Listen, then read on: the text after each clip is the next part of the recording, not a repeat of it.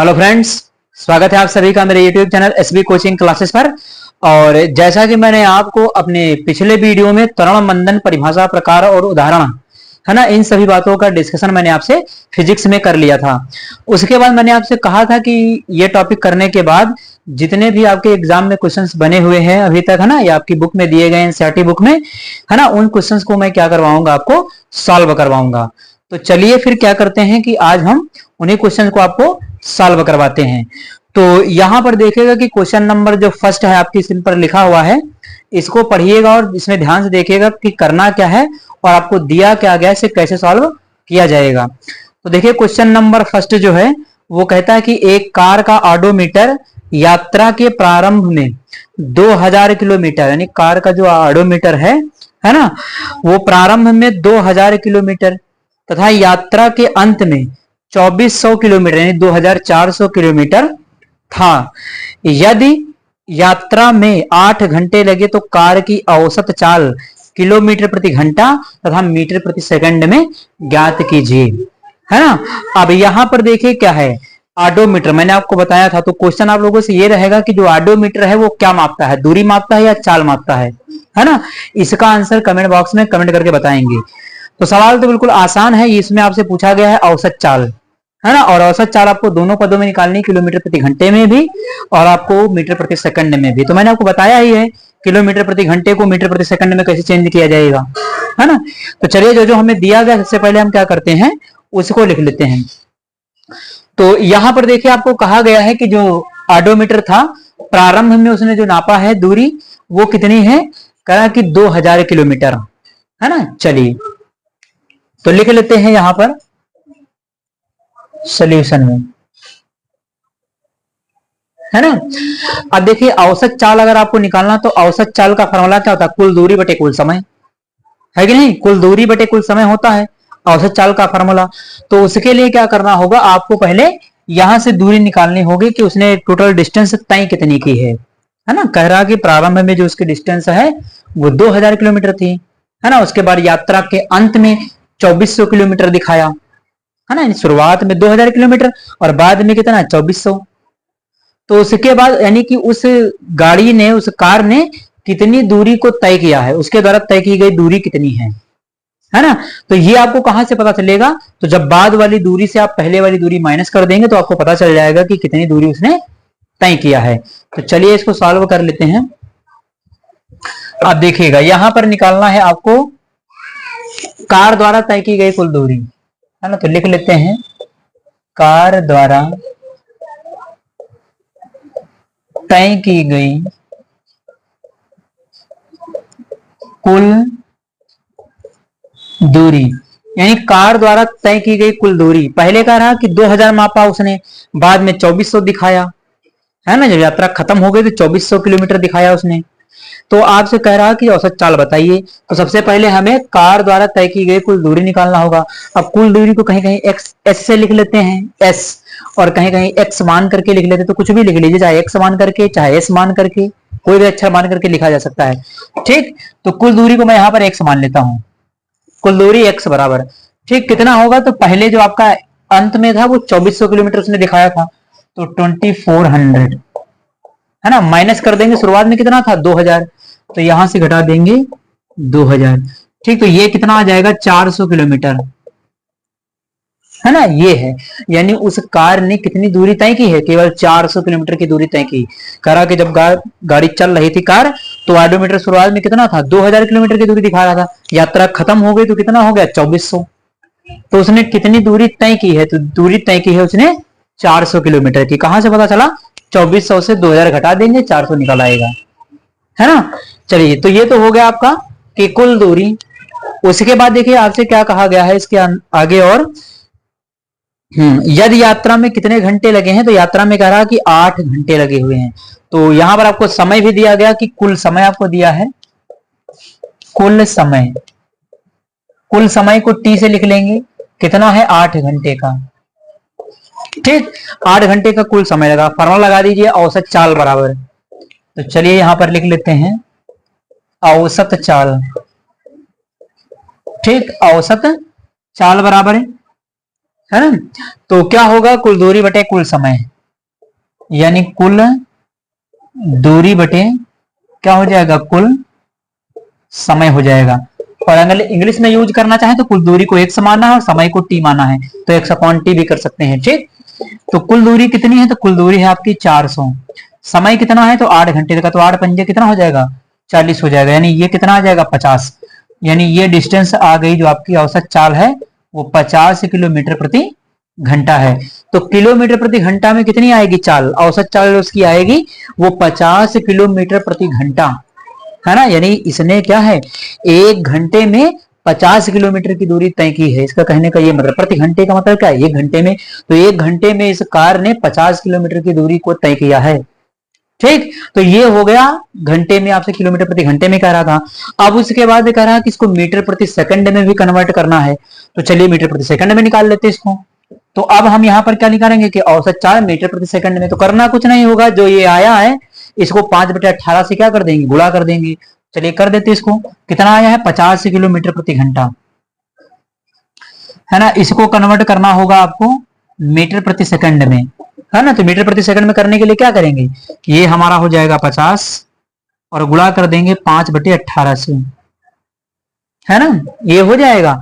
अब उसके बाद जो कटने वाला है ये कितना हो जाएगा, 2 9 18 हो जाएगा, और ये हो जाएगा आपका 25 दूनी 50, है ना। अब ये कटेगा नहीं तो इसको मल्टीप्लाई कर लीजिए इधर, तो 25 पंजे कितना हो जाएगा, 125 हो जाएगा, और नीचे आपका क्या हो जाएगा, 9 हो जाएगा, ये हो जाएगा। अब इसको डिवाइड कर लीजिए, तो डिवाइड करने पर ये आपका आ जाएगा 125 को 9 और ये 3 हो जाएगा, ये 5 है,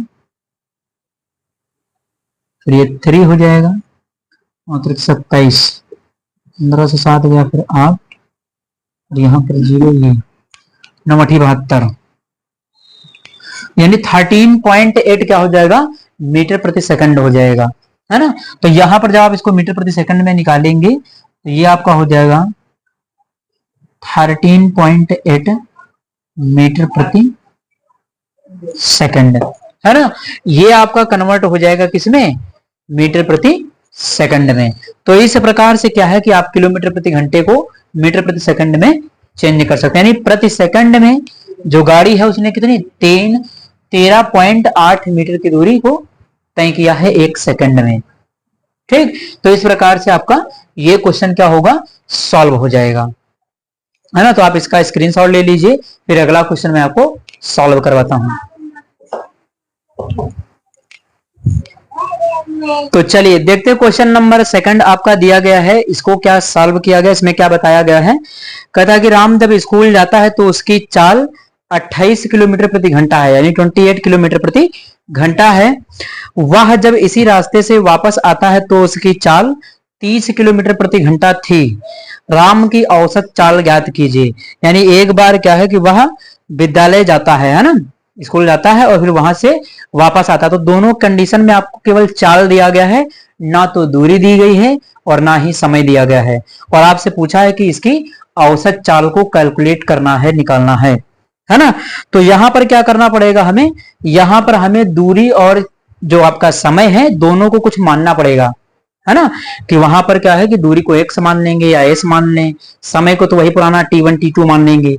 तो कुल आपको दूरी भी निकालना पड़ेगा और कुल समय भी निकालना पड़ेगा। भाई एक बार राम गया है ना, तो जाने के वक्त उसकी जो चाल थी वो 28 किलोमीटर प्रति घंटा, है ना। उसके बाद वापस आया तो फिर से कितना है, दूसरी कंडीशन में आपका है कि ये है आपका 30 किलोमीटर प्रति घंटा।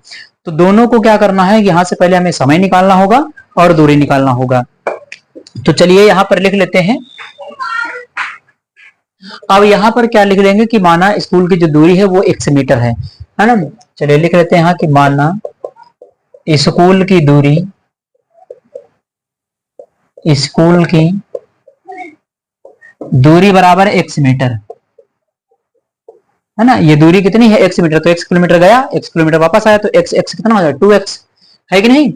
चलिए तो ये हो जाएगा कि दूरी हमने x मान लिया। अब आने जाने में क्या है, x गया और x आया, तो कुल दूरी देखिए कितनी हो जाएगी, कुल दूरी एक बार गया है और एक बार आया है, तो आने जाने में x x कितना हो जाएगा, x x हो जाएगा 2x, है कि नहीं। ये हो गई कुल दूरी 2x, है ना।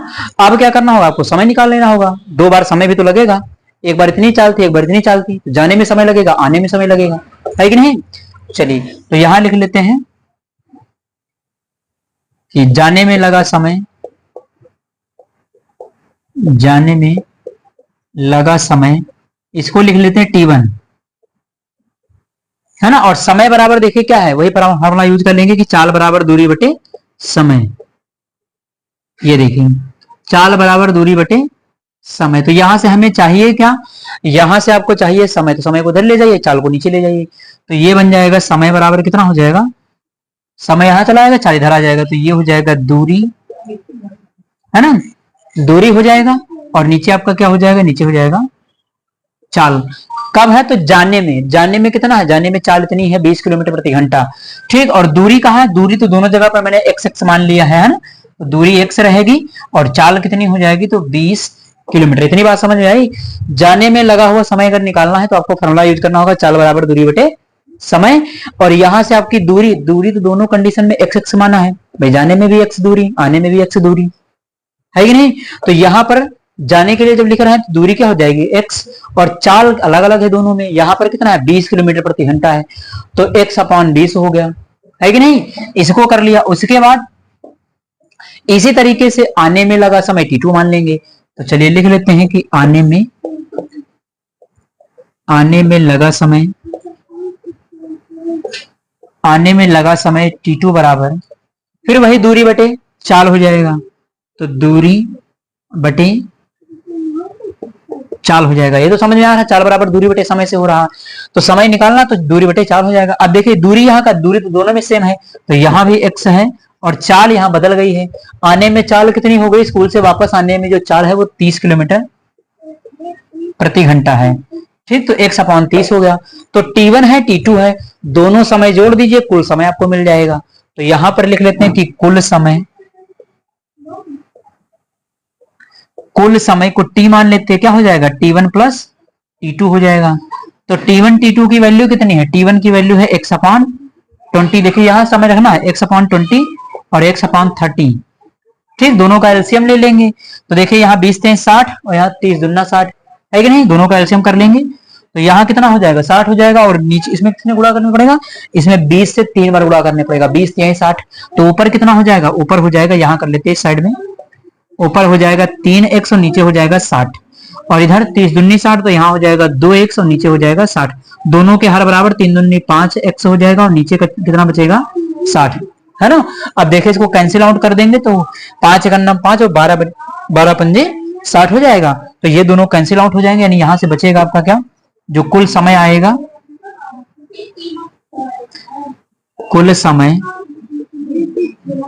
समय बराबर कितना आ जाएगा, x/12 हो जाएगा, है ना। ये तो कट गया, तो x/12 इसका कुल समय हो गया। अब औसत चाल का फार्मूला लगा दीजिए, अब आपको आंसर मिल जाएगा इसका, है कि नहीं।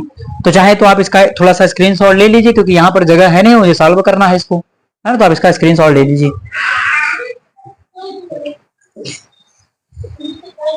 चलिए, तो आपने स्क्रीनशॉट इसका ले लिया होगा, कुल समय निकाल लिया, कुल दूरी आपको पता चल गया, औसत चाल का फार्मूला लगा दीजिए। यहां पर मैं इसको कर देता हूं सॉल्व, इस साइड में, है ना। चलिए, तो यहां पर देखिए औसत चाल बराबर, औसत चाल बराबर कुल दूरी बटे कुल समय होता है, कुल दूरी बटे कुल समय। ठीक, कुल दूरी देख लीजिए कितनी है, 2x है, तो यहां पर रख दिया 2x। कुल दूरी कितना, कुल समय कितना निकाला है, कुल समय निकाला x/12, तो ये कितना हो जाएगा, x/12 हो जाएगा, है कि नहीं। x से x क्या हो जाएगा, कैंसिल हो जाएगा, 12 ऊपर चला जाएगा, गुणे में 12 दूना 24, यानी औसत चाल जो आ जाएगी वो 24 किलोमीटर प्रति घंटा। ये आपका क्या हो जाएगा, आंसर, है ना। तो सबसे पहले देखिए आसान सवाल था, क्वेश्चन बहुत कठिन नहीं था। अगर मान लिया कि थोड़ा बहुत कम समझ में आया तो वीडियो को एक बार रिपीट करके देख लीजिएगा, है ना। क्योंकि एक बार स्कूल गया, एक बार स्कूल वापस आया, तो दूरी मैंने मान ली स्कूल की x है, तो x जाने में दूरी तय किया होगा और x आने में दूरी तय किया होगा, तो x कितना हो जाएगा, टोटल दूरी 2x हो जाएगी। जाने के समय जो चाल थी उसकी वो 20 किलोमीटर प्रति घंटा थी, है ना। तो जाने में चाल जो है उसकी 20 किलोमीटर प्रति घंटा है ना। उसके बाद स्कूल से वापस आने में जो राम की चाल है वो कितनी है, 30 किलोमीटर प्रति घंटा है। यानी गया क्या है, धीरे धीरे और आया है 33, है कि नहीं। तो यहाँ पर क्या कि वापस 30 किलोमीटर प्रति घंटे की चाल से आया है। तो माना स्कूल की दूरी कितनी है, x मान लिया, और कुल दूरी निकालने के लिए क्या है, दोनों को जोड़ना पड़ेगा। तो यहाँ लिख लिया कुल दूरी x प्लस एक्स, ये जाने में दूरी, ये आने में दूरी, आने जाने में दूरी तो बराबर है x x, है कि नहीं। तो x x कितना हो गया 2x। उसके बाद जाने में लगा समय, अब चाल बराबर दूरी बटे समय से आप समय निकाल लीजिए, क्योंकि समय भी तो 2 बार लगेगा, एक जाने में समय लगेगा, एक आने में समय लगेगा, तो समय भी तो आपको टोटल जोड़ना होगा। तो t1 बराबर देखिए समय t1 बराबर कितना, दूरी बटे चाल, ये फार्मूला। दूरी दोनों में सेम रहेगी, x यहाँ 20, यहाँ देखिए चाल कितनी 20 है, तो ये कर लिया। समय यहाँ पर t2 दूरी बटे चाल, तो x 30 हो गया। अब दोनों को जोड़ देना है कुल समय निकालने के लिए, t1 प्लस t2 कर दिया, ये सॉल्व कर लिया, एलसीएम लेना आना चाहिए आपको, है ना। इसको जब सॉल्व किया तो कुल समय x बटे 12 आ गया। औसत चाल का फॉर्मूला लगा दिया, कुल दूरी बटे कुल समय, कुल दूरी आपकी निकाला था मैंने 2x, कुल समय निकाला x बटे 12, 12 दूना कितना हो गया 24 किलोमीटर प्रति घंटा, इसका आंसर हो गया, है ना। तो इस प्रकार से ये सवाल हो गया, आप इसका स्क्रीनशॉट ले लीजिए, फिर मैं अगले क्वेश्चन का आपसे डिस्कशन करता हूं।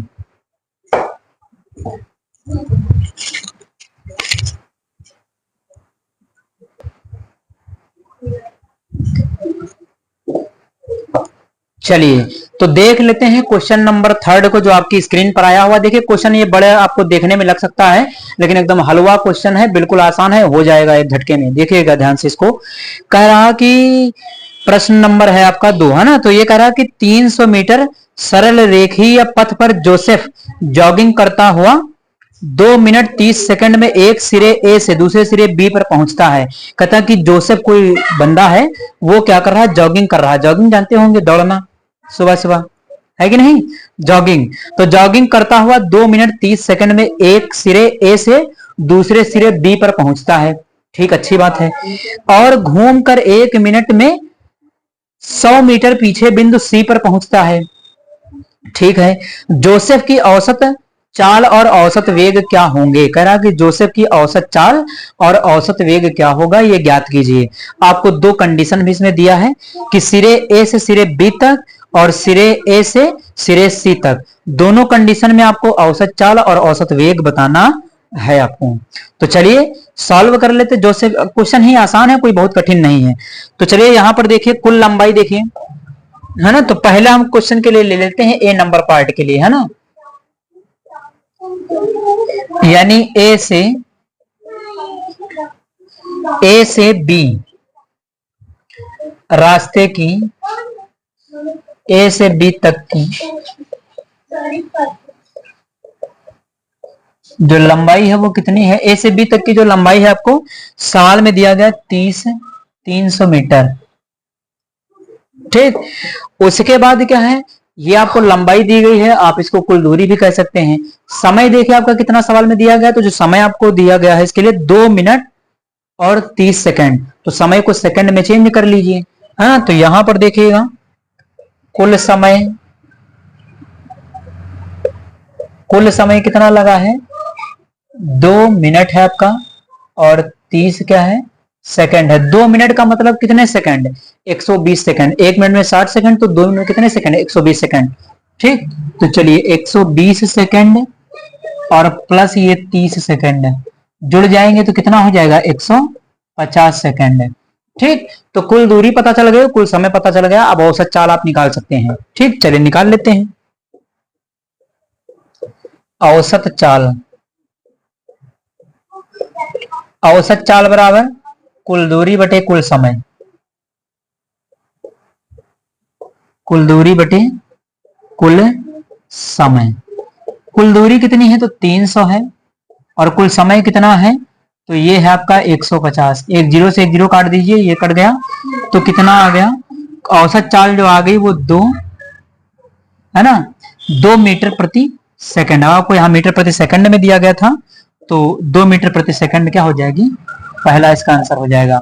यानी ए पार्ट का जो आंसर होगा आपका वो 2 मीटर प्रति सेकंड। कुल दूरी कितनी थी, देखिए कुल लंबाई या कुल दूरी, दूरी की परिभाषा क्या होती है, वास्तविक पथ की कुल लंबाई, है कि नहीं, उसी को दूरी कहते हैं। तो चाहे दूरी की जगह लंबाई भी, कंफ्यूजन के लिए लंबाई लिख दिया सवाल में, दूरी का नाम नहीं लिया, ताकि आप कंफ्यूज हो जाए, सवाल को कर ना पाए, है ना।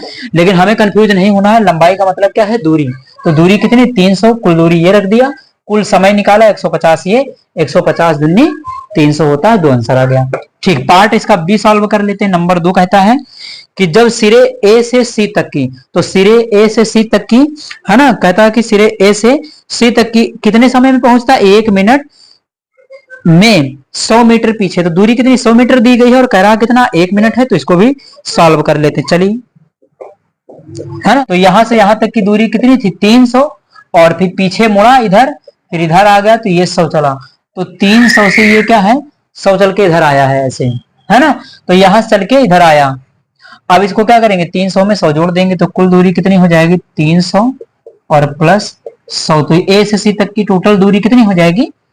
400 हो जाएगी, है ना। कह रहा कि ए से पहले बी पर गया, फिर बी से सी मुड़ गया ना, मुड़ करके बी से कहां चला गया? सी पर चला गया, और सी में जो पीछे गया है वो दूरी कितनी है? 100 मीटर, है ना। चलिए, तो ये कितनी हो गई? 100 मीटर। अब यहां पर समय देख लीजिए, समय कितना कह रहा था? तो समय आपके सवाल में लिखा हुआ है कि समय जो इसमें लग रहा है वो 1 मिनट। 1 मिनट का मतलब कितना है? 60 सेकंड। इसमें 1 मिनट लगेगा, यानी समय भी देख लीजिए। यहां पर समय कितना लग रहा था? यहां पर लग रहा था 2 मिनट, है ना, 30 सेकंड। 2 मिनट 30 सेकंड का समय यहां लग रहा था, 1 मिनट यहां लग रहा है, 1 मिनट यहां लग रहा। तो कितना हो जाएगा? 2 मिनट ये, 1 मिनट ये, 3 मिनट, 3 मिनट 30 सेकंड। तो चलिए, कुल समय कितना होगा?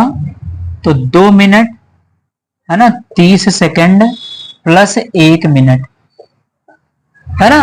अब ए से सी तक की टोटल पूछा जा रहा है ना, ये ध्यान रखिएगा। तो देखिए ये कितना हो जाएगा? 2 1 3 मिनट, 3 मिनट 30 सेकंड। ठीक, ये 3 मिनट का मतलब कितना होगा? तो 6 3 18, 180, है कि नहीं। 1 मिनट में 60 सेकंड, 3 मिनट में कितने सेकंड होंगे?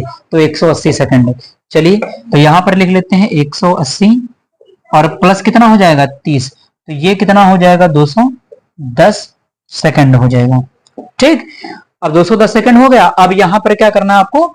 औसत वेग का फार्मूला लगा दीजिए, आपको आंसर मिल जाएगा। चलिए, अब आपको क्या करना है? औसत वेग।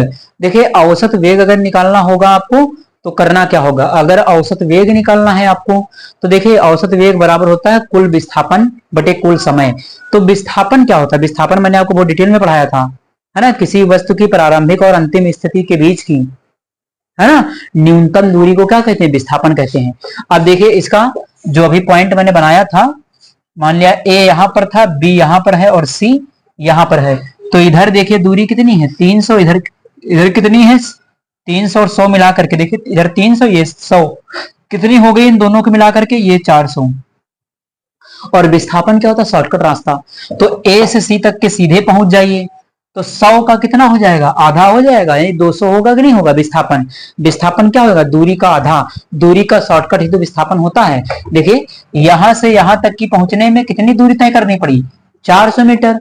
तो अगर ए से सी पर सीधे छलांग लगा दें तो कितना हो जाएगा? 200 मीटर, आधा हो जाएगा डिस्टेंस का, है कि नहीं। चलिए, तो यहां पर कर लेते हैं कि कुल विस्थापन बटे कुल समय। ठीक, कुल विस्थापन बटे कुल समय। अब विस्थापन कितना होगा? तो विस्थापन आपका 200 मीटर का, क्योंकि विस्थापन दूरी का आधा होता है। दूरी कितनी? 400 है, विस्थापन कितना होगा? 200। ठीक, चलिए, कुल समय। अब यहां पर आप समय भी देख सकते हैं कितना है। तो समय जो आपका निकल कर आया है वो 210 सेकंड है ना, ये हो जाएगा। अब देखिए इसको क्या करेंगे? ये डिवाइड, ये 0 0 कट जाएगा। अब इसको भाग कर लेते हैं जरा सा। तो 20 को 21 से भाग कर लेंगे तो आपका हो जाएगा मीटर प्रति सेकंड। ठीक, तो इसको भाग कर लेंगे तो ये मिल जाएगा 0.952 मीटर प्रति सेकंड, इसका आंसर हो जाएगा। 20 को 21 से भाग कर लीजिए, आंसर मिल जाएगा, है ना। गुणा भाग आपको आना चाहिए। अगर इस कंडीशन में आपको औसत चाल निकालनी है तो औसत चाल बराबर कुल दूरी बटे कुल समय। तो दूरी कितनी है? 400 है, और समय कितना है? 210। तो 400 बटे 210 कर दीजिए, सॉल्व कर लीजिए, आपको औसत चाल भी मिल जाएगी, है कि नहीं। तो आप औसत चाल भी कैलकुलेट कर सकते हैं, वो आपको होमवर्क है, आप उसको कैलकुलेट करिएगा। इस कंडीशन में औसत चाल कितनी होगी ये कमेंट बॉक्स में बताइएगा। ठीक, तो आप इसका स्क्रीनशॉट ले लीजिए, फिर मैं आपसे अगले क्वेश्चन का डिस्कशन करता हूं। कहता है कि राम जो है 90 मीटर लंबे तालाब में तैरता है ना। वह एक सिरे से दूसरे सिरे तक सीधे पथ में 180 मीटर तक 1 मिनट में तैरता है। तो राम की औसत चाल तथा औसत वेग ज्ञात कीजिए। तो यहाँ पर देखिए क्या है कि जो पार्क की जो तालाब की लंबाई है वो कितनी है, 90 मीटर है ना। चलिए पहले बना लेते हैं इसको यहाँ पर। तो देखिए ये क्या है कि मान लिया कि कोई एक तालाब है ऐसे, है ना, और यहाँ पर पॉइंट एक मान लेते हैं कि ए है। यहाँ पर ए पर कौन है, तो राम है, ठीक। और एक पॉइंट यहाँ पर आपका है बी, है ना। ये तालाब है, तालाब की लंबाई कितनी है, 90 मीटर, ठीक। तो ये मान लिया कि कोई तालाब है इसे, है ना, इसके अंदर। तो इस तालाब की जो लंबाई है वो 90 मीटर है और कह रहा है कि राम इसके अंदर तैरता है।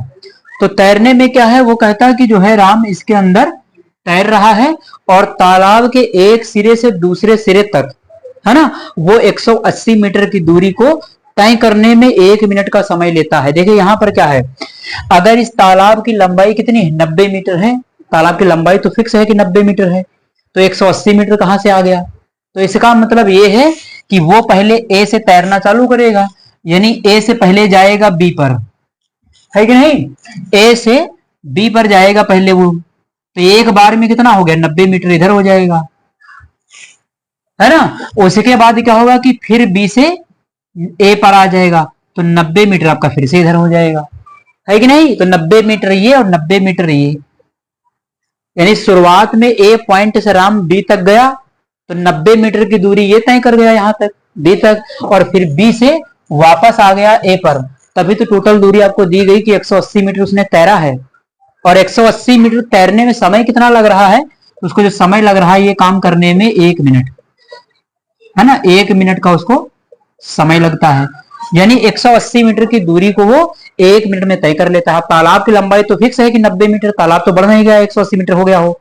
इसका मतलब ये है कि उसने तालाब में किसी एक पॉइंट से, यानी इस पॉइंट से जैसे बी तक गया तो यहां से यहां तक की 90 मीटर गया, उसके बाद वहां से फिर दोबारा अपने ही स्थान पर आ गया, तभी तो 90 ये दोनों जुड़कर के 180 मीटर दिया है आपको, है कि नहीं। तो कुल दूरी आपकी कितनी हो गई, 180 मीटर, 90 है कि नहीं। तो चलिए लिख लेते हैं इसको। तो यहां पर लिख लेते हैं कि कुल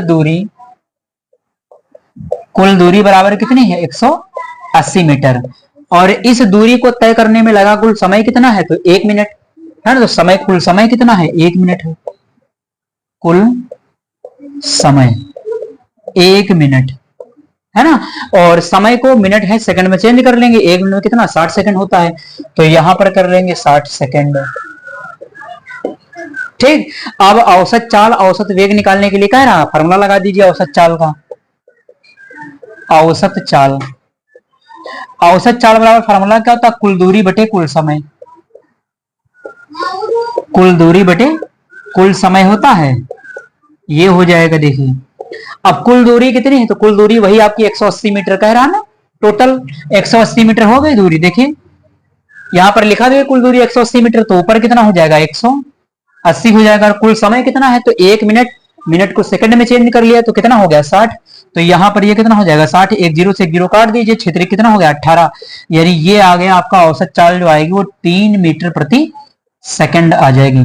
यानी 1 सेकंड में राम 3 मीटर जो है जो यहाँ पर तालाब में तैर लेता है ना। इसका कहने का ये मतलब है औसत चाल आपकी आ गई। अब कहा है औसत वेग ज्ञात कीजिए, तो जरा औसत वेग को देखिएगा क्या होगा ध्यान से।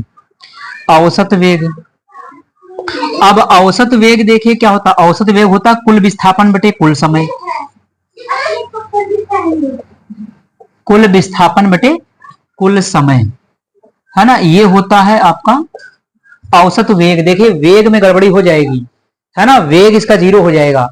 देखिए दूरी क्या है, दूरी तो मान लिया कभी भी शून्य नहीं होती है, दूरी चाहे जहां जाइए हमेशा दूरी काउंट होती है ना। लेकिन यहां पर जो विस्थापन है, विस्थापन क्या है, शून्य हो सकता है। अगर मान लिया किसी भी वस्तु की प्रारंभिक स्थिति और अंतिम स्थिति सेम है तो विस्थापन का मान कितना आएगा, 0। तो यहां पर देखिए राम ए से जब बी तक गया तैर करके तो 90 मीटर गया और फिर क्या हुआ कि बी से वापस आ गया ए पर, तो उसकी प्रारंभिक स्थिति, प्रारंभ में चला कहां से था, ए से, है ना, चला कहां से था, ए से तक चला था और आ भी कहां गया, फिर वापस आ गया ए पर, तो उसकी प्रारंभिक स्थिति और अंतिम स्थिति समान है।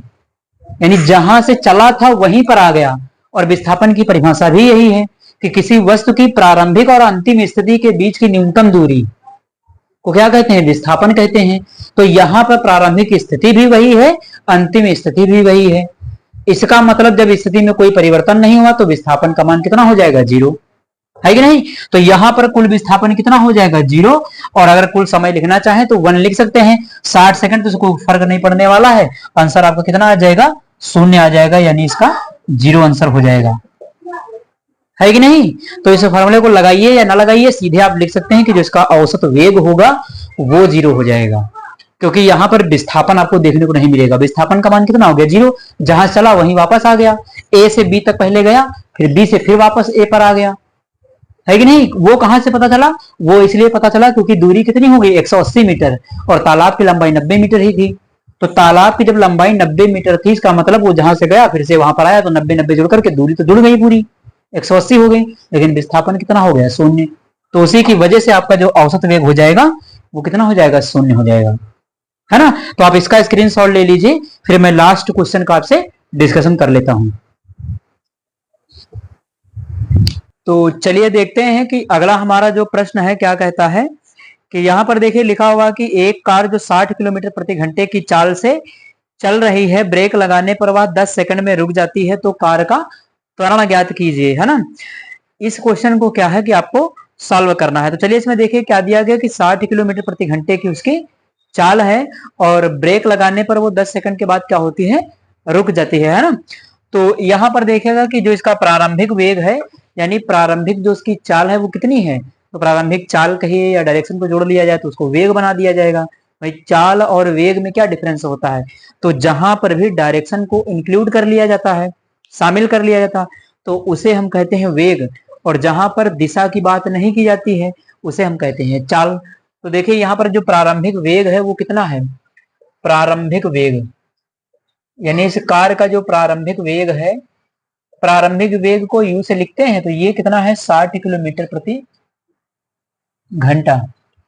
अब इसको क्या है कि हम मीटर प्रति सेकंड में चेंज कर लेंगे, तो ये कितना हो जाएगा कि 60 इंटू 5/18 से इसको क्या करेंगे, मल्टीप्लाई। तो ये देखेंगे क्या हो जाएगा, 2 9 18 और 30 दूनी 60, 3 त्रिक का 9 और 3 दहम 30, तो 10 25 कितना हो जाएगा, 50, यानी ये 50/3, और इसको भाग कर लेंगे तो 16.67, ये आ जाएगा मीटर प्रति सेकंड। तो इसको मैंने क्या किया, प्रारंभिक वेग के आपको जो आपका किलोमीटर प्रति घंटे में दिया गया था, इसको मीटर प्रति सेकंड में चेंज कर लिया है। अब इसके बाद देखिए कह रहा कि ब्रेक लगाने पर 10 मिनट के बाद कार क्या है, रुक जाती है, तो अंतिम वेग क्या होगा, अंतिम वेग हो जाएगा 0। कार रुक गई ना, तो अंतिम वेग कितना हो जाएगा, ब्रेक लगाने के बाद कार रुक गई तो अंतिम वेग 0 हो जाएगा। तो चलिए यहां पर लिख लेते हैं अंतिम वेग, अंतिम वेग स्मॉल v बराबर कितना हो जाएगा, 0 हो जाएगा। समय आपको दिया गया है, कितना दिया गया है, तो कह रहा है कि समय जो आपका है वो इस सवाल में लिखा हुआ है कि यहाँ पर 10 सेकंड है ना, तो 10 सेकंड समय आपको दिया गया है। समय आपका t बराबर है 10 सेकंड का, ठीक। तो समय हो गया 10 सेकंड। अब त्वरण का फॉर्मूला लगा दीजिए, सीधे आंसर मिल जाएगा। तो त्वरण बराबर देख लीजिए क्या होता है, त्वरण बराबर प्रारंभिक वेग और माइनस क्या हो जाएगा, अंतिम वेग, यानी त्वरण बराबर आपका फॉर्मूला बनेगा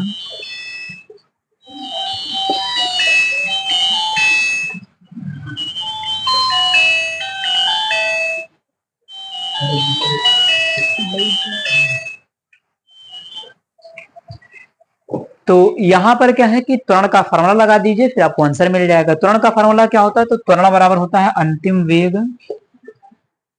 माइनस प्रारंभिक वेग, अंतिम वेग माइनस प्रारंभिक वेग, और अपॉन में क्या है कि समयांतराल या समय लिख सकते हैं, समयांतराल, समयांतराल ये लिख सकते हैं। अगर इंग्लिश में फॉर्मूले को कन्वर्ट करना चाहे तो त्वरण को लिखते हैं ए से, और अंतिम वेग को v से, प्रारंभिक वेग को u से, और नीचे क्या हो जाएगा आपका t। v की वैल्यू देखिए कितनी, v की वैल्यू 0 है, और ये कितना है 16.67, ये कर लिया है। और समय आपका कितना है, तो 10 सेकंड ये हो गया। अब यहाँ पर क्या है, ऊपर वही रहेगा 16.67 और नीचे है 10, इसको भाग कर लेंगे तो आपका जो आंसर आ जाएगा त्वरण एक्सेलरेशन कितना आएगा, -1.66 है ना 7, या फिर इसको ये भी लिख सकते हैं कि 1 पॉइंट माइनस का 6 और 7, ये आपका क्या हो जाएगा, इसका आंसर मात्रक क्या हो जाएगा, मीटर प्रति सेकंड, है ना। तो इस प्रकार से देखिए 5 के बाद संख्या बड़ी होती है तो आगे वाली संख्या में एक क्या होता है, ऐड हो जाता है। तो यहाँ पर 1.66 भी लिख सकते हैं, या 1.6 में एक आगे का जुड़ जाएगा तो 67 हो जाएगा, तो -1.67 मीटर प्रति सेकंड इसका आंसर हो जाएगा। तो बिल्कुल फार्मूले पर बेस्ड सवाल था, कोई कठिन नहीं था, है ना। तो आप इसका स्क्रीनशॉट ले लीजिए, फिर अगले क्वेश्चन का मैं आपसे डिस्कशन करता हूं। चलिए तो देखते हैं कि अगला जो क्वेश्चन आपकी स्क्रीन पर लिखा हुआ है वो क्या है। कहता है कि एक बस विश्रामावस्था से एक समान त्वरण से चलती है, यानी कोई बस है जो विश्राम की अवस्था के बाद एक समान त्वरण से चलती है ना। उसके बाद कह रहा कि 10 मिनट बाद इसकी गति 60 किलोमीटर प्रति घंटा हो जाती है, बस के त्वरण की गणना कीजिए। तो देखिए यहाँ भी बिल्कुल आसान ही सवाल है, इसमें कोई बहुत कठिन नहीं दिया गया है कि विश्राम अवस्था से एक समान त्वरण से चलती है और 10 मिनट बाद इसकी जो गति वो 60 किलोमीटर प्रति घंटा हो जाती है। तो चलिए सॉल्व कर लेते हैं, इसको भी आसान ही क्वेश्चन है। प्रारंभिक वेग u बराबर आपका कितना, देखिए प्रारंभिक वेग तो प्रारंभ में विश्राम अवस्था में है तो प्रारंभिक वेग क्या होगा, 0 हो जाएगा, है कि नहीं। जब विश्राम अवस्था में थी तो प्रारंभिक वेग कितना होगा, 0 होगा, 0। तो प्रारंभिक वेग u की वैल्यू क्या होगी, 0 होगी। अंतिम वेग देखिए बाद में 10 मिनट बाद कितना हो जाता है, तो अंतिम वेग यानी 10 मिनट के बाद जो वेग है आपका वो ये है अंतिम वेग, है ना। यानी लास्ट जो आपकी वेलोसिटी दी गई है वो कितनी दी गई है, 60 किलोमीटर प्रति घंटा कहता है। चलिए इसको लिख लेते हैं 60 किलोमीटर प्रति घंटा। फिर इसको मीटर प्रति सेकंड में चेंज करने के लिए 5/18 से गुणा कर दीजिए, तो 60 और गुणे 5/18, तो फिर वही हो जाएगा 2 9 18, 30 दूनी 60, 3 त्रिक 9 और 3 धाम 30, 10 25 50। अभी मैंने आपको करवाया, ये बटे में 3 आ गया तो 16.67 इसका क्या हो जाएगा, मीटर प्रति सेकंड में आपको ये मिल जाएगा। अंतिम वेग आपका मीटर प्रति सेकंड में कन्वर्ट कर लिया, आप सीधे फॉर्मूला लगा दीजिए, आंसर मिल जाएगा। चलिए तो त्वरण ए बराबर क्या होता है, -v/u और नीचे क्या हो जाएगा, समय। समय आपके सवाल में देखिए मिनट में दिया गया है 10 मिनट, उसको सेकंड में चेंज कर लीजिए। चलिए आपको यहां पर लिख देता हूं मैं कि जो समय है आपका, समय स्मॉल t बराबर 10 मिनट, और 10 मिनट को सेकंड में चेंज कर ले 60 से गुणा कर लेंगे। चलिए यहाँ पर कर लेते 10 और गुणे 60 हो जाएगा, यह हो जाएगा आपका 600 सेकंड। ठीक, तो समय को भी सेकंड में चेंज कर लिया, सीधे फॉर्मूले में रख दीजिए, आंसर आपका आ जाएगा। चलिए तो यहाँ पर लिख लेते हैं a बराबर v-u अपॉन t, है ना। v का मान देखिए कितना, तो v का मान है आपके सामने दिया गया 16.67, u का मान कितना है, तो 0 है, ये कर दिया। नीचे आपका t है, t कितना आया है 600 सेकंड, समय आपका कितना है 600 सेकंड। अब इसको यहाँ पर सॉल्व कर लीजिए, तो 16.67 अपॉन 600, यहाँ से पॉइंट हटा दीजिए, है ना, 2 जीरो नीचे क्या होंगे, बढ़ जाएंगे, तो इसको सॉल्व कर लेंगे तो 0.0027 है ना। त्वरण है तो मात्रक लिख लेंगे मीटर प्रति सेकंड, यानी आपका एक्सीलरेशन कितना आ गया, तो जो एक्सीलरेशन आएगा वो 0.0027 आ जाएगा इसका आंसर। तो बिल्कुल आसान सवाल था, यहाँ पर समय को सेकंड में चेंज करना था और आपका जो वेग किलोमीटर प्रति घंटे में दिया गया था वो मीटर प्रति सेकंड में चेंज करके इसको सॉल्व कर लेना था, है ना। तो इस प्रकार से क्या है कि इस चैप्टर से संबंधित कुछ जो सवाल थे वो मैंने आपको सॉल्व करवा दिया है। उम्मीद करता हूं कि आप सभी को ये समझ में आए हुए होंगे, और अगर चैनल पर नए हैं तो चैनल को सब्सक्राइब करें, वीडियो को लाइक करें और ज्यादा से ज्यादा शेयर करते रहिए। तो चलिए फिर मिलते हैं अपने नेक्स्ट लेक्चर में। Thanks for watching this video.